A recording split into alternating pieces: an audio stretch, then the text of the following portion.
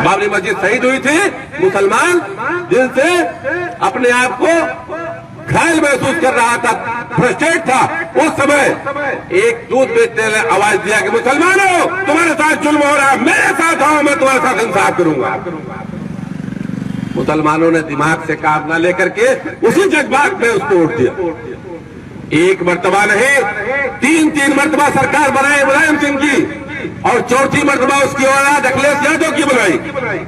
आप ये बताइए कि समाजवादी पार्टी के लोगों ने मुसलमानों के साथ इंसाफ किया?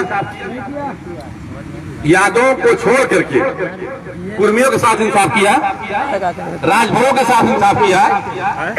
सिर्फ और सिर्फ एक समाज यादव बिरादरी के साथ तो समाजवादी पार्टी ने कुछ तरक्की करी, उनके हालात बेहतर हुए, लेकिन और समाज के बाकी लोगों के साथ कोई हक इंसाफ और तरक्की की बात नहीं की गई। क्या ऐसा समाज जिसमें कुछ लोगों की तरक्की हो और बाकी लोगों के हक छीने जाएं, ये वेलफेयर स्टेट हो सकता है? जब मैं 91-92 के आसपास इलाहाबाद यूनिवर्सिटी में पढ़ा करता था, उस समय तक इलाहाबाद विश्वविद्यालय में ठाकुर और ब्राह्मण के अलावा कोई दूसरी बिरादरी का यूनिवर्सिटी का अध्यक्ष नहीं हुआ। उस समय तक जब पीसीएस के और आईएएस के रिजल्ट निकलते थे तो लगभग 50% लोग क्वालिफाई करते थे ब्राह्मण समाज, और ये कहते थे लोग कि ब्राह्मण के लोग आला तालीम याफ्ता होते हैं, बहुत पढ़े लिखे होते हैं, इसलिए उनके लड़के इम्तिहान पास करते हैं, आपके बच्चे तो पढ़ते हैं। हम लोग को ये समझ में भी आती थी हाँ ये लोग मेहनत करते हैं। आप ये बताइए, अभी पिछली अखिलेश सरकार में पीसीएस का रिजल्ट निकला, एसडीएम पोस्ट की 78 सीटें, जिसमें से 64 लोग सिर्फ यादव समाज के लोग थे। मैं जवाब चाहता हूं बैठे हुए तमाम मजमे के लोगों से, या तो ब्राह्मण जाहिल हो गया या यादव काबिल हो गया। अगर नहीं हुआ तो रिजल्ट में बेईमानी हुई कि नहीं हुई? जिसके पास सत्ता थी, आज वो सारे आला काबिल यादव हजरात किसी भी इम्तिहान में वो परसेंटेज क्यों नहीं देते जो समाजवादी सरकार में दिया करते थे, और वो परसेंटेज क्यों नहीं देते दलित समाज के लोग, हरिजन समाज के लोग जो मायावती सरकार में देते थे? साथियों, अगर 10 बच्चे पढ़ रहे हो, भाई गड़बड़ न करिए, थोड़ा शांत रहिए। अगर 10 बच्चे पढ़ रहे हो, इम्तिहान दे रहे हो, तो आला काबिल बच्चों को रोक करके पीछे के बच्चों को बढ़ा दिया जाए तो उसके दिल पे क्या गुजरेगी? लोग ये कहते हैं कि मुसलमान के बच्चे तालीम में पीछे। हिंदुस्तान की कौन सी ऐसी पोस्ट है जहां पर डिग्री दिखाकर नहीं, काबिलियत के दम पर लोगों को सिलेक्ट किया जाता हो और वहां मुसलमान न हो? हर टॉप पोस्ट पे जहां सिर्फ सलाहियत में एडमिशन होता है, सिलेक्शन होता है, वहां मुसलमान हर जगह आगे। लेकिन सर्टिफिकेट दिखा करके, कागज दिखा करके हमको नौकरी नहीं मिलती, इसलिए हमारे लोग नौकरी की लाइन में नहीं। समाजवादी पार्टी के तमाम नौजवान दरोगा की तैयारी कर रहे थे, समाजवादी पार्टी में तमाम लोग 60-65% लोग दरोगा हो रहे थे, सिपाही हो रहे थे। वो तैयारी करने वालों की सारी तैयारी धरी रह गई ना। इस भाजपा सरकार में यादव के बच्चे दरोगा क्यों नहीं हो रहे? इसलिए नहीं हो रहे हैं कि मौजूदा सरकार आपके साथ पक्षपात कर रही है और यादव के बच्चे अब नहीं पास होने वाले दरोगा का इम्तिहान। और अगर ये सरकार रिपीट हो गई, भाजपा सरकार रिपीट हो गई, क्या मुसलमानों के बच्चे दरोगा होते थे, एसडीएम होते थे, कलेक्टर होते थे? नहीं होते थे ना। आपका क्या जाएगा? आपके बच्चे तो पंचर जोड़ते थे ना, ट्रक चलाते थे, टैक्सी चलाते थे, मिस्त्री गिरी करते, यही करते थे ना। इस चीज से, इस हुनर से अपना पेट पालते थे, अपने बच्चों को पालते थे। नुकसान किसका होने जा रहा? आज जो तड़प रहे हैं समाजवादी पार्टी के लोग कि भाजपा को सत्ता से हराना है, इसलिए मुसलमानों मेरे साथ आ जाओ। मैं सवाल करता हूं कि 5-4 मरतबा हुकूमत करने वाले समाजवादी पार्टी के लोगों, तुमने क्या किया तमाम लोगों के साथ? कौन सा इंसाफ किया तुमने मुसलमानों के साथ? तुम्हारे दौरे हुकूमत में तमाम दंगे हुए। हिंदुस्तान में मुसलमानों का सबसे बड़ा दुश्मन दुश्मन के नाम से अगर किसी को मुसलमान मानता है तो आज के प्रधानमंत्री और आज के 10 साल पहले गुजरात के मुख्यमंत्री नरेंद्र मोदी को मानता है, जिसने गुजरात के दंगे में 25,000 मुसलमानों का कत्ल कराया था।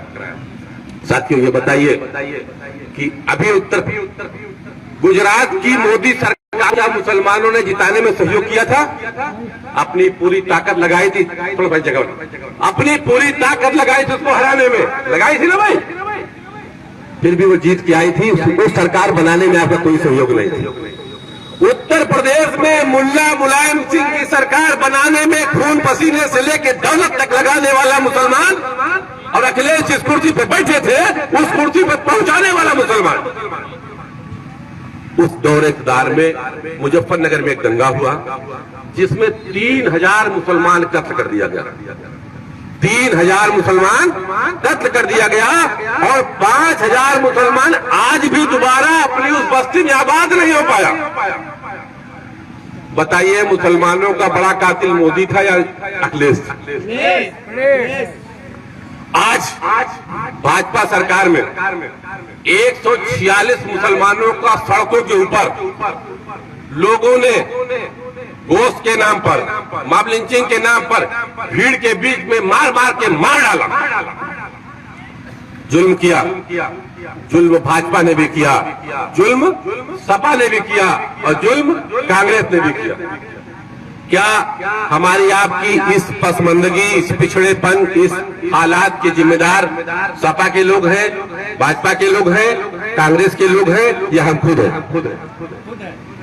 ये बताइए कि आजादी के जब से मुल्क आजाद हुआ तब से आज तक हमने आपने कब ये कोशिश की कि सत्ता हम अपने हाथ में लेंगे, हुकूमत हम करेंगे, इसकी कोशिश कभी आपने की? इसी मुल्क में 6,000 साल से गुलाम बना के रखे गए दलित समाज के लोगों ने उत्तर प्रदेश में ये इरादा किया कि हम हुकूमत करेंगे। वो दलित समाज जिसको यह समझाया गया था कि तुम सिर्फ गुलामी के लिए पैदा हुए हो, जिनके गले में हाड़ी बांध दी गई थी कि अगर वो जमीन पर चलते थे तो उनके झुकने से जमीन नापाक हो जाती थी, इसलिए हाड़ी में झुकते थे। जिनकी कमर में झाड़ू बांधी गई थी कि उनके चलने से जमीन नापाक हो जाती थी, इसलिए उनके कमर में झाड़ू बांधी गई थी। उस दलित समाज ने जो 6,000 साल से गुलामी करता था, जिसको अपना पक्का घर बनाने का अख्तियार नहीं था, अपनी जमीन रखने का अख्तियार नहीं था, अपना व्यापार करने का अख्तियार नहीं था, तालीम हासिल करने का अख्तियार नहीं था, उस कौम ने जिसकी आबादी उत्तर प्रदेश में 18% थी, इरादा किया कि हम हुकूमत करेंगे। और आप और हुकूमत करके दिखाया। उसने एक मरतबा नहीं, 3 मरतबा करके दिखाया। और आप जो इस आजाद हिंदुस्तान ही नहीं, हिंदुस्तान के बंटवारे के पहले का जो ब्रज हिंदुस्तान था उसके बानी थे। हिंदुस्तान का नक्शा कभी इस तरह नहीं था, छोटी छोटी रियासतें थी, लोग आपस में लड़ा भिड़ा करते थे। आपने इस मुल्क में आकर के दिल्ली से हुकूमत करने का चलन शुरू किया। इसके पहले दिल्ली राजधानी नहीं थी। मुसलमानों ने इस मुल्क की सरहदें अपनी तलवारों की नोक से खींची थी, जो बर्मा से लेकर कजाकिस्तान तक फैली हुई थी। आज के लोगों ने उसको तोड़ के 5 टुकड़ों में कर दिया। क्या ये बात सही नहीं है? क्या ये बात सही नहीं कि इस मुल्क में आप क्या बहुत ज्यादा लगभग 800 साल तक हुकूमत किया? बताओ 800 साल में किस इलाके में दंगा हुआ था? बताओ 800 साल तक किस आदमी को धर्म और मजहब के नाम पे मारा गया था? बताओ 800 साल तक किसके साथ इंसाफ नहीं हुआ था? वो लोग जो इस मुल्क में 8 साल तक हुकूमत करते थे, उनका इरादा था कि हमको मरने के बाद अल्लाह को मुंह दिखाना है, इसलिए लोगों के साथ इंसाफ करना। और बहैसियत मुसलमान तमाम लोगों की दीनी जिम्मेदारी है कि जिस खत्ते जमीन में बसते हो वह इंसाफ काम करो, चाहे जो जालिम हो जालिम का हाथ पकड़ लो और मजलूम की मदद करो, तुम्हारी दीनी जिम्मेदारी है। अगर ये काम नहीं करोगे, जिस तरह नमाज न पढ़ने का जुल्म होगा, जिस तरह रोजा न रखने का जुल्म होगा, उसी तरह इंसाफ न करने के जुल्म में कल अल्लाह की अदालत में पकड़े जाओगे। साथियों, मजलिस इत्तेहादुल मुस्लिमीन लोगों के साथ हक इंसाफ की बात करती है और हक इंसाफ की लड़ाई लड़ती है।